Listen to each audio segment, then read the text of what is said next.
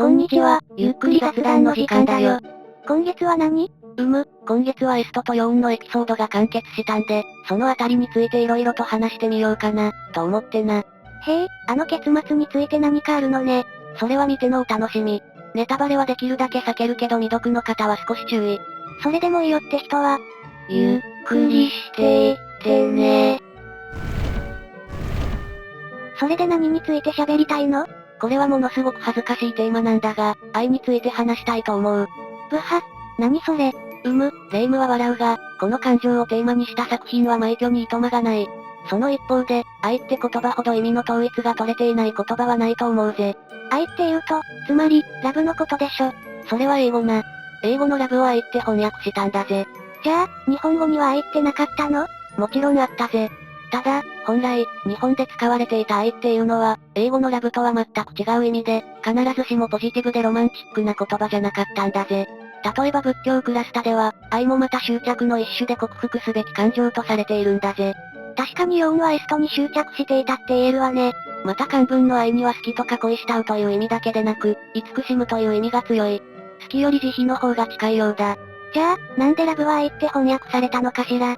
慈しみとか、そういう意味にすればよかったのに。これには諸説ある。中でも有力な説は2つあって、明治期に中村正直が西国立志伝の中でラブを愛と翻訳したので広まった説と、同志社大学の創設者である新島城がゴッドイズラブを神は愛なりと訳したという説がある。また、他にも内村勘三やニトベ稲造も同様にラブを愛と翻訳していたそうだ。神の愛である博愛や見返りを求めない無償の愛を、その当時の漢文で慈しむという意味で使われていた愛と翻訳したんだぜ。へえ。でも、今の日本語の愛に慈しむとか、慈悲みたいな意味がほとんどないのはどうしてかしら。男女の愛を中心に家族愛とか愛者精神とか、そういう好きの延長にある感情だよな。もしかしたら、言葉の意味や運用方法が明治を境に変わったのかもしれない。それはトリビアとして分かったけど、ここからどうやって5スター物語の話に繋げるのかわからないわ。人が人を好きになるとか、愛するっていうのはどういうことなのかな？どうしたら愛していることになるのかな？それはものすごく好きだったら愛するってことじゃないの？つまり霊夢は愛と好きの違いは、方向性や質よりも、その強度にあると？私だけじゃなくて、みんなそう考えるんじゃない？それはかなり大雑把だと言わざるを得ないぜ。実は愛とは何かってことを古代ギリシア人が考えて細分化した。男女の性愛、所有欲が混じった愛はエロース、友情や尊敬、信頼の愛はフィリア、家族の愛はストルゲー、男女の駆け引きを楽しむ愛、遊びの愛、合理的な愛はルダスと言うんだぜ。へえ、全部ギリシア語なのね。さらにキリスト教でたびたび語られる神の無限の愛、無償の愛はアガペーという。なるほど。これらの感情について、英語ではひとまとめにラブという。それぞれを分けて語る必要があるときは、家族的な愛とか神の愛とか隣人愛とか情報を付け足して言うんだぜ。それって日本語で愛っていうのと似ているわね。友愛とか性愛とか家族愛とかいうもの。そう、まさに今の日本語の愛は英語のラブと同じ運用方法だよな、というのがこれから語りたいことの前置き。過去最長に長かったわ。ヨーンとエストの間にある愛ってなんだろうな。それは多分、日本語では執着の一言で済むんじゃない？ギリシア語の愛だとエロースがぴったりだと思うぜ。理想化された他者への憧れと所有欲、不安や不完全さを埋めるための愛、そして性愛。確かにそうね。これに無自覚だったのがデコースに詰められるまでのヨーンよね。ちなみに中世の神学者アウグスティヌスによれば、愛には異界があるとされる。最も低レベルな愛はエロース、そこから家族愛であるストルゲー。次に理性的で共感を伴う友愛フィリア、そして最後は神の愛であるアガペーへと至る。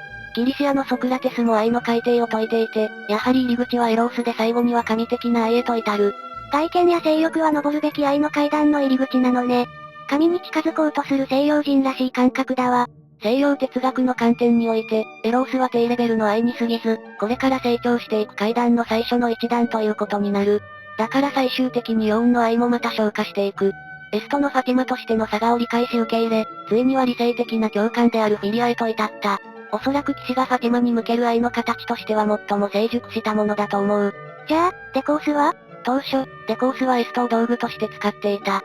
ミースに言われるまでファティマへの理解を深めようとしていなかったと考えれば、これは遊びの愛。取り替え可能な道具に向ける実用的な愛であるルダスに近い。信頼ベースの利便性だな。あれ、ルダスってアウグスティヌスやソクラテスの愛の改定には含まれていないわよね。ルダスは取り替え可能な愛であるため、愛と愛でないものの中間地帯に属するんだ。だから直線的なヒエラルキーには位置しない。ああ、取り替え可能な愛、遊びの愛に近いと言われるとわかるわ。でもデコースもまた最終的にはフィリアのレベルでイストと接していたわよね。その通り。でも最後の最後までそれを隠して、道具のように接して見せていたのがひねくれ者のデコースらしいよな。強い自我を持つデコースにとって、ファティマを頼りにしていると知られるのは複雑だものね。そこで視点を変えてみると、エストを含むファティマが主に向ける愛ってなんだろうって疑問が湧いてくる。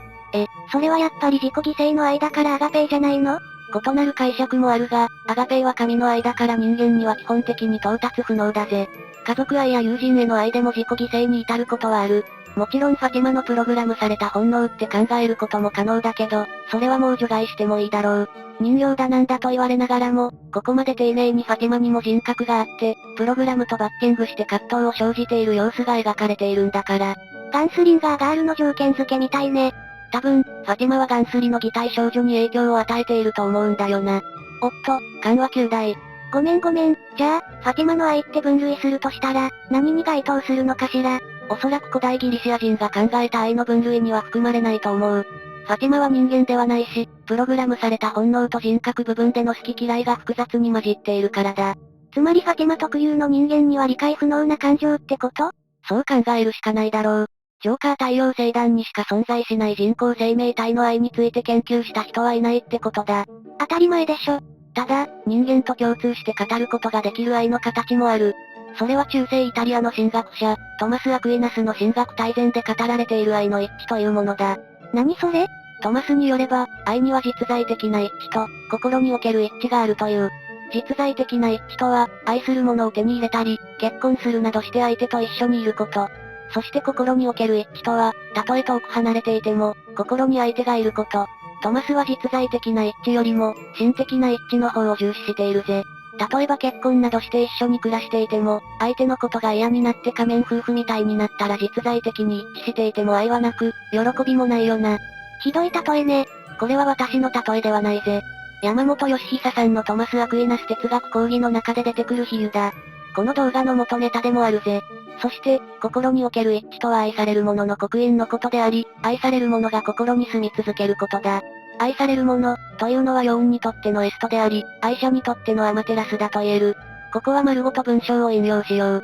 一度刻印を受けると、もう簡単には消せないような仕方で、自分の心身や持ち物に決定的で持続的な影響を及ぼすことになります。もはや、その刻印なしには、そのものを、そのものとして考えることができないような仕方で刻印は刻印を受けるものの一部となる。あれ、これって、ずっと5スター物語がサブテーマとして書いてきたことじゃない？その通り。ラキシスにとってのソープや、幼いメガエラにとってのボード、ミースにとっての開園。幼い頃に心に刻印されちゃった人ばかりね。そしてヨーンやエストの心に住んでいる人たちは、まさに二人にとっての刻印であり、心としての一致という愛の形なんだぜ。だから5スター物語は愛の刻印の物語として読むことができる。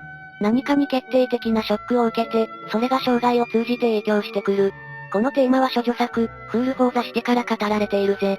誠は16歳の時に聴いた曲が忘れられなくて、いつかバンドで歌うんだって思って、弾圧される危険のあるバンド活動を続けていたんだ。そしてついにサクセサーのアラニアから、その曲がフォガットのフール・フォー・ザ・シティだと教えてもらうんだ。誠は曲をかけながらバイクで疾走している幸せの絶頂の中、ベオブライドの電化火炎砲で焼き尽くされてしまう。確かにタイトルテーマだわ。これも愛の刻印ね。心による一致と実在による一致が両立して幸せが生じる。その最中に誠の人生は幕を閉じたんだ。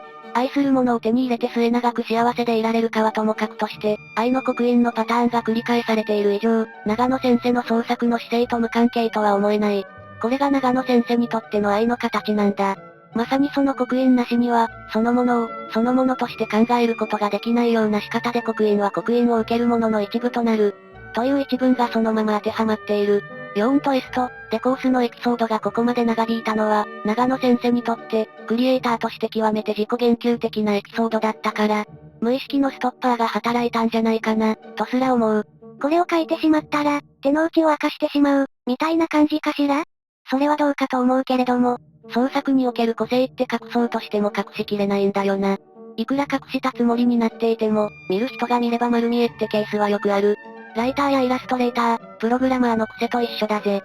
だから反復されるモチーフを見れば、作家の中心を捉えやすい。